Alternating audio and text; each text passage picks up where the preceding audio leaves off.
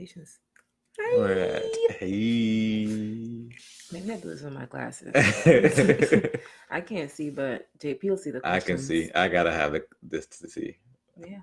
Hi, I'm Nori. I help millennial women feeling stuck get out of their head and overcome their paralysis by getting to know themselves. And I am JP. I help Black millennials get clients and grow their consulting businesses. That's what I do, and that's what Bay does. And tonight we're going to talk about opportunity costs. So this is something that we have been talking about over the past couple weeks. We say we're going to make a video on this last week, but we're going to do it now. We're gonna do it live, and we want to get everyone's thoughts on the topic. So, the reason this came up for us. Where can we see who's in here? I see. I think you can see like right here. Can actually usually. I don't know, bro. I don't know if you can see it or not. They haven't really fully committed to it. They may be watching, but they haven't fully committed to it. So we were talking about opportunity cost, and what opportunity cost, and the definition of that is the loss of potential gain for other alternatives when an alternative is chosen. So the way it was taught to me in college was that you either have your guns or you have your butter. Have you ever heard of that? No. So you have, in society, you can either go buy more stuff for war, that would be your guns, or you can buy more butter, more stuff for the people. If you buy more guns, that's less for the people. If you buy more stuff for the people, that's less for guns. That make sense? None of this makes sense No to sense me. at all? The way I understand opportunity cost is what is actually costing you to make a decision. Like, and not only from one perspective, but like holistic, like the 360 view. Like when you're choosing to spend time with someone in your life, what else are you choosing not to do in order to do that? That's the way I understand it. Yeah, same thing. So if you choose the guns, you don't get the butter, basically. Is how it works. So that applies to, as Bay just said, in your business life, particularly when you're looking at what to work on. So every day, we wake up and really decide, what are the things we're working on today? Well, for example, today I have a webinar this evening at 8:00, and me deciding to do that webinar for that hour, I have to prep for it and do other things where that means I can't be, sending emails, I can't be out networking because I'm actually going to be doing the webinar. And so when we think about those choices, it really gets difficult at times to figure out where is the value, like am I giving up the right opportunity for this other thing? So I think that's where a lot of people kind of get caught up in opportunity costs. And I think most people don't really think about it either. Like, that may be true as well. when for me earlier in my business, I love saying yes because that's a whole nother video. I had this habit of saying yes to people all the time, and I wouldn't stop to really think about whether or not that's what I needed to be doing in that time, or if that was going to get in the way of the things I already wanted to do that I had already committed to, or if this was actual going to bring an ROI to me in any shape or form. It was just the fact that I wanted to be nice, and I was like, okay, sure, I'll do this. Like, let's just get it done.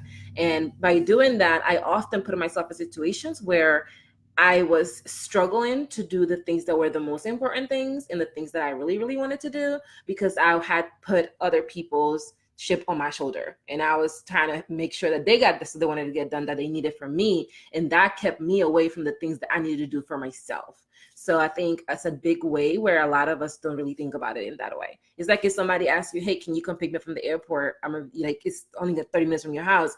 It's not just that's 30 minutes from that person's house. That's not the only thing. That person needs to leave there and stop whatever they're doing and then actually go pick you up. And then they need to then drop you off. And then they need to get to their house. So that's like already a lot of things that we're accounted for. So I think a lot of us don't really think about what we're saying no to when we say yes. That's important, because when you say yes to something, that means you're also saying no to a lot of other things. Yeah, to everything else. Those being other opportunities that come along because you book. So if I say, hey, I'm going to work with a client one-on-one for 4 or 5 weeks, well, those 4 or 5 weeks, that time can't be used for looking for other clients or maybe even meeting with clients in a group because I've already committed to those hours. And it also works in our marriage. Everyone deals with this. Like, if you see opportunity because you're like, That's not me. I'm good. You will be very incorrect about that. Like this is manifesting in your life. Like you are agreeing to go to things without first putting into perspective whether that fits your goal or like the thing you want to accomplish. Like it's not something that's just happening to JP and to me or to the people that you might have heard of. In our marriage, if I'm choosing to spend time with JP, I know that that's time that I'm choosing not to spend with me, just doing the things that Nori likes to do, but also not time that I'm choosing to spend with my business or with my friends or reading whatever. All these other things I've said no to because I've said yes to him. And a lot of us don't see it in that way. We think it's very unilateral and it's just like, oh, I'm just hanging out with JP, or I'm just spending time with so-and-so, or I'm just going to happy hour, or I'm just staying at this work a little bit longer. We're not thinking about what it's costing us to be in these spaces as long as we stay there, because we think it's just something that's really quick. We don't really value our time like that. So we may value our time, but people value different things based on what their goals and the things they want to do. And you probably about drinking. So we don't drink often. I think the last time I had a drink was in January. Yours was even longer than that. And December. So in December, what that allows for us is, when you drink, you usually wake up with a hangover, you're going to be groggy, and you're not going to be at your best. Well, that's the opportunity that, you could be using for us to work on our business or do something a little bit more productive than, saying we're going to go out have fun, and they really have to pay for it the whole next day. I don't know about you, but I got shit to do. You're not just paying it that whole day. You're paying it that day. Like you're literally putting coins on there. That too. Then as you're drinking, you're making decisions based on your inebriated state. So that's also a cause, because you're probably not making rational decisions then either. Probably texting your ex or something, or like, if not, scrolling to their Instagram feed. First of all, y'all see my arm so? That's crazy. Here. Let's see that. Which one is it? That right one? Boom. This one. Right. She's been working out. I've been working back at it. I've been back at it. So it's like it's present. So you want to know that what you think something is costing you, that's not what it's costing you. There's no such thing as free.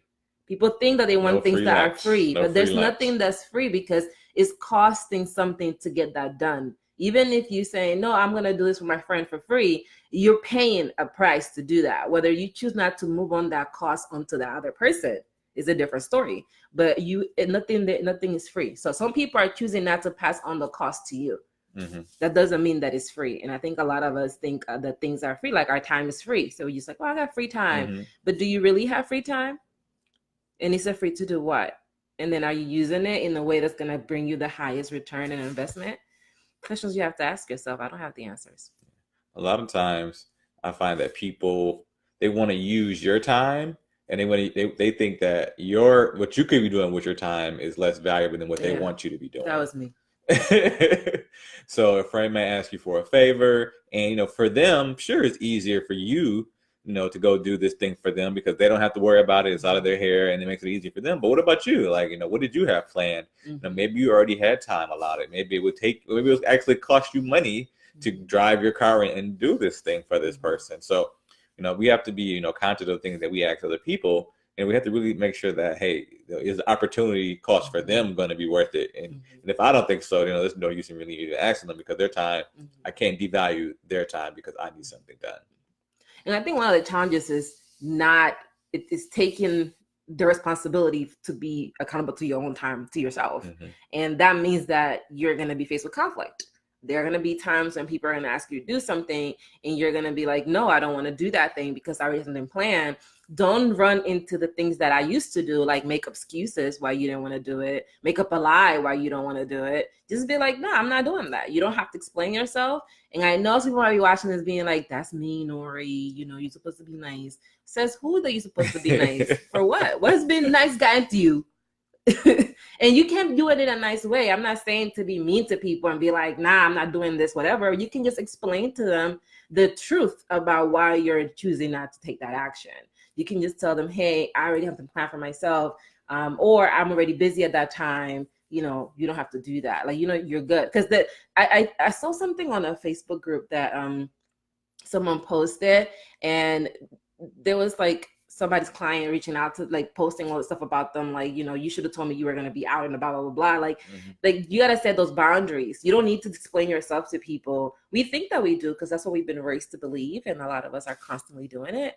But because we need to be justified in our actions and we need people to give us like the stamp of approval. So we do that so that until we get that, and then we stop explaining it. But you don't need to do that. You can just know that you're doing something for yourself, and then that's enough. That's enough of a reason to do it. You don't need other bigger reasons to do what you want to do with yourself and your time. And people don't like it when you tell them no. People don't like no. People don't like no. They do not like it.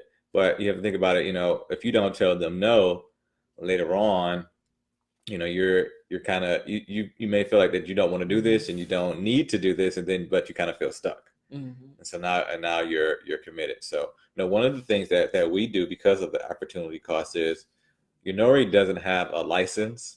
I have a license, but we moved from Washington, D.C., where we didn't have a car. Yeah. And so we moved to Florida, and we talked about getting a car and looked at taking out the money and everything. But when we thought about it, you know, the opportunity cost of us getting a car versus using a Lyft or Uber, you know, we only leave the house a couple of times a week since we work from home. You know, the opportunity cost for us getting that would have been, or getting a car would have been, we would have to worry about parking, oil changes, gas, insurance, storms, car stuff just happened. You know, I would have to drive because she didn't have a license.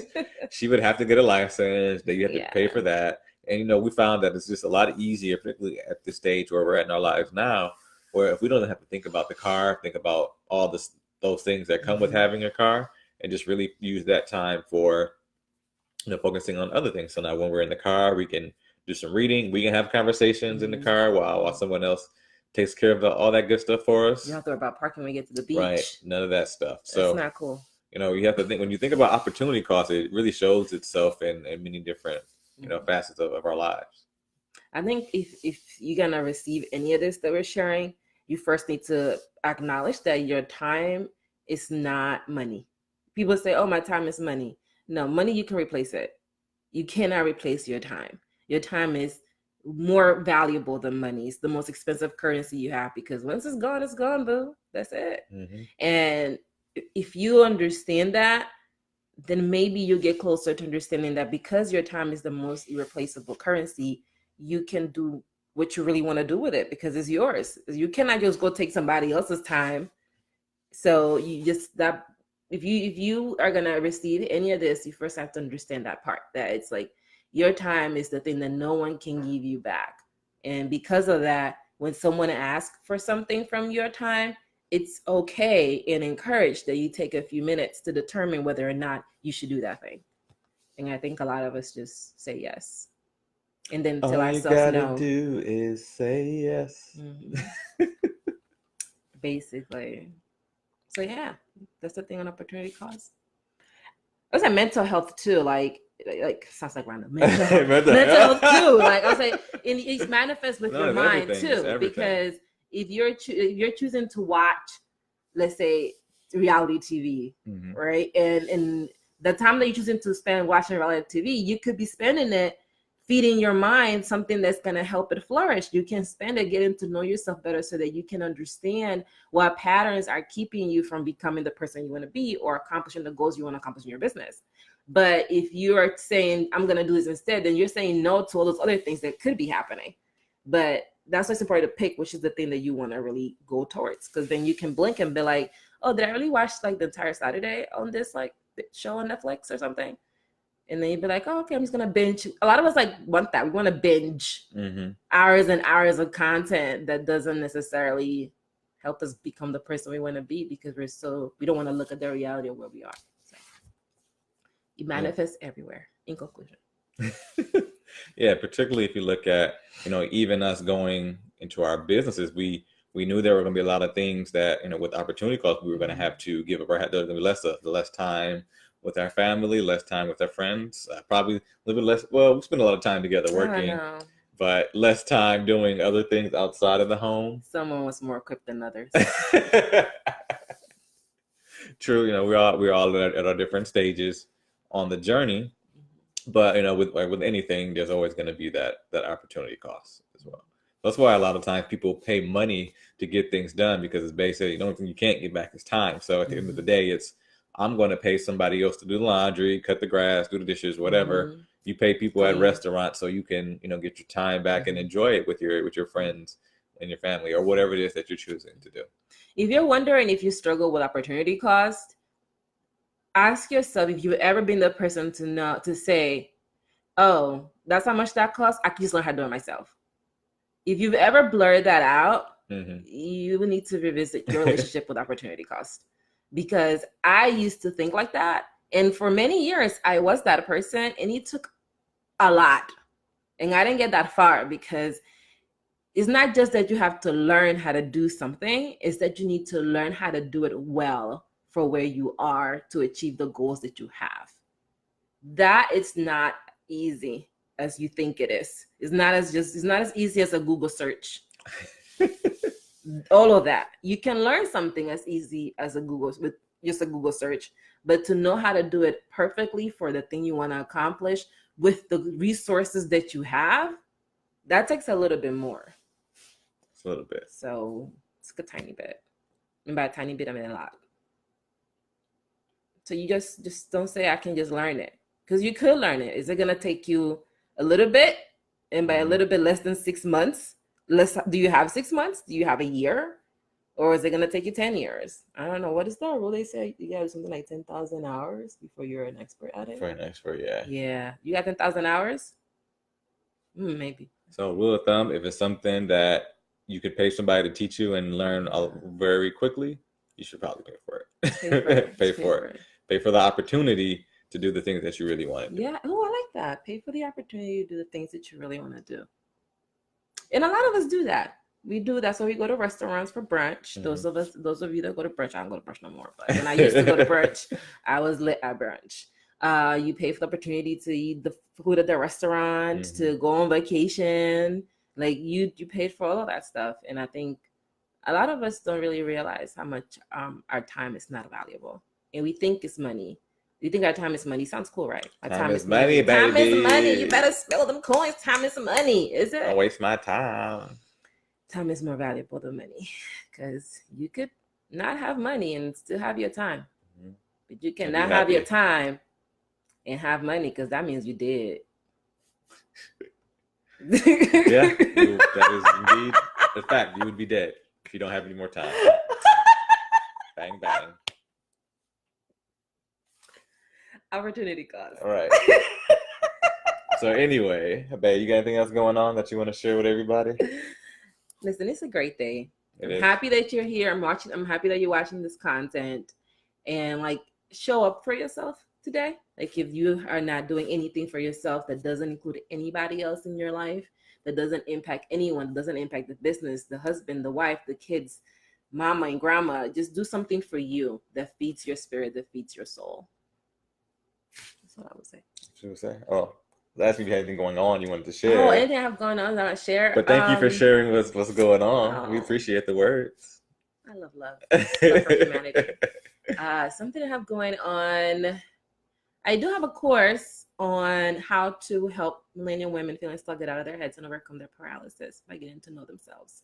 It is a program designed to help you overcome your fears. It's a program designed to help you finally figure out what it means to listen to your intuition, and then how to do that, and why that's actually really, really important.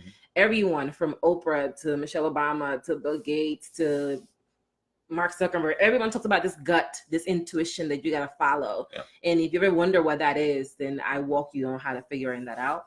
And then I also show you how to show up for yourself in a way that feeds you, that feeds your goals, in a way that it's rooted in loving yourself and putting yourself first. And in this program, it's a really powerful program. And if you're someone that needs clarity and feels stuck in their lives, you need to be in here, because there's a lot of stuff that you don't know is going on that I know is going on because I've seen it in myself, which means that it's happening with you too. And you deserve to be free from that, and you deserve to become the person you want to be. So I encourage you to hit me up on the DMs. It's all right. You're welcome. Come in and learn more about it. What's up, Peter? Thanks for stopping by. We're talking about opportunity cost. And Miguel, thanks for stopping by. So yeah, we were talking about opportunity cost, and Bae was just talking a little bit more about what she does with her program and with the millennial women she works with. For myself, what I have going on is actually tonight I'm holding a webinar in about an hour and a half. I'll drop the link in the comments. We're talking about 5 secrets to getting clients and growing your consulting services or app business. And if you're interested in joining, I'll drop the link below and you can check it out. Yeah. And if you want to learn more about Get Unstuck, come hang out with me. We'll get into some stuff. We're going to have some breakthroughs together. And I'll be having a lot of those over the last couple of weeks, particularly today. Today was a major one. And those are the same breakthroughs you can be having, the same clarity you can be having. And you can bring that into whatever it is that you do. So if you have questions about opportunity cost, ask us. Let us know. JP's going to drop his link in here real quick. I don't know. I'm trying to find it. We looking for the link? The link. How are you doing, Jarrett? How are you doing, Jarrett? I'm doing all right. How are you doing? Get it from here. Boom. He said he's doing well. How's work, guys and gals? For those of you that have that going on, how is your day today at the office? I got stuck. Let's try this again. There you go. I actually made it. There's the link to JP's webinar. He's going to be dropping some gems on how to get a clients and grow your consulting business. He actually knows what he's talking about. I'm not saying that because I'm his wife, because believe me, I do not hold back. You know what you're talking about too, though. So you are a business owner yourself. So you know the tips we're sharing are the real deal. Yes. How are you going to practice a little self-love today, Peter? Bet you didn't expect that question. First of all, let me put my glasses on. Right, she's trying to lead in there. What did he say? Like somebody's grandma. How are you doing, Mrs.? I'm doing great. It's great to be out here in this Florida streets. I really don't. No, she don't want to. I'm not interested in my glasses. JP's pretty cool, so it's always cool to have time with him. What can I tell you? Just like the mail hour. Love it. Terrace. What's going on, Terrence? Talking about opportunity costs. You know what? If you have an example of an opportunity cost situation in your life, you should drop it in the comments. Drop it in the comments. Something that like you're like, yo, I did this and I didn't think that I should have done it because it cost me all these other things. Remember that time I spent $1,000 to get something done and I made $300? Tell us about that. Tell us about that opportunity cost there. So another video. Another video. We're gonna go. If y'all interested in hearing the story, let JP know in the comments. I could come on back on here and share with y'all how I spent $1,000 in terms of just money. That doesn't include labor cost and more. It was more than that. But how I spent $1,000 and I made $350 or $387. One day I gotta come and share. Yeah. Gotta start playing basketball when the weather breaks and trying to regrow my credit score. JP's been playing a lot of basketball too. He's not as much as the past couple of weeks. I've been trying to get it in. Trying to focus on. Do you have any tips for Peter on his basketball game? No, I don't. Not tonight. Anything else you want to share with the people before we get out of here, babe? Nah, thanks for hanging out, guys. Yeah, it's pretty stopping cool. By. Let us know in the comments. JP Hive. It's the JP Hive. The JP Hive. All right, guys, you're officially a hive. The JP Hive. Just watch out for the Bay Hive. Make sure you don't get mixed up with them. They might. We don't want them coming after us. We got shit to do. It's the JP Hive. The JP Hive. Thanks, Bay. All right, guys, take it easy. Bye. Holla back at me, Yenory Pouncil. Sure. Bye. Bye.